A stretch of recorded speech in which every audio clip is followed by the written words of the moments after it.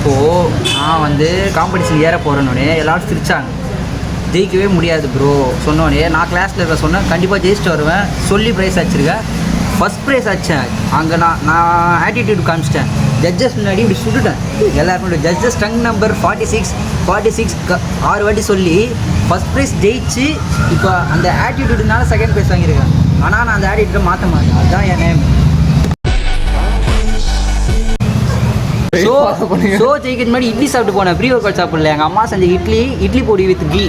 இந்த ரீலை பார்க்குறவங்களுக்கு எல்லாத்துக்கும் ஒன்று தான் சொல்கிறேன், யார் சொன்னாலும் கேட்காதீங்க, யார் தடுத்தாலும் கேட்காதீங்க.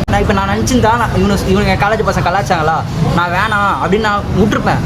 நான் என்ன பண்ணேன், இவனுங்களாம் ஒரு ஆளே இல்லை ஒரு மயிரேன்னு சொல்லிட்டு எல்லாத்தையும் எதிர்த்து காஞ்சிபுரம் டிஸ்ட்ரிக்ட்லேருந்து இங்கேருந்து பஸ்ஸு பிடிச்சி வந்து இங்கேருந்து இவன் ரூமுக்கு போய் ரெடி ஆகி டக்குன்னு அங்கே வந்தேன். எல்லாமே ஜஸ்ட்டு காட் திங்ஸ் தான். இப்போ ஒரு விஷயத்தில் ஜெயிக்கணும்னு முடிவு ஆகிட்டிங்கன்னா ஜெயிங்க. இது ஒரு மோட்டிவேஷன் ரீலாக எடுத்துக்கோங்க. இப்போ என் மைண்ட் செட் அப்போ நான் அங்கே உட்காந்துருப்பேன். அன்றைக்கி கிளாஸில் முடியாது சிரிச்சிட்டானுங்க. என்னை ஜிம்முலேயே சொன்னேன் இந்த மாதிரி போகிறேன் ப்ரோ அப்படின்னா முடியாதுன்ட்டானுங்க. கோல்டு ஜெயிச்சுறேன் ஞாபகம் வச்சுக்கோங்க. ஆட்டிடியூடு இந்த ஆட்டிடியூட்னால தான் செகண்ட் ப்ரைஸு. டிஜிடி கோல்ட் ஸ்டாப் போஸ்ட்னாங்க. நான் கேட்காம இப்படி பண்ணேன். தேர்ட் ப்ரைஸ் வேணாம், செகண்ட் ப்ரைஸ் வேணாம், ஃபஸ்ட் ப்ரைஸ் வேணாம். நான் தான் ஃபஸ்ட் ப்ரைஸ். என் ட்ரங்க் நம்பர் எனக்கு தெரியாமல் போச்சு.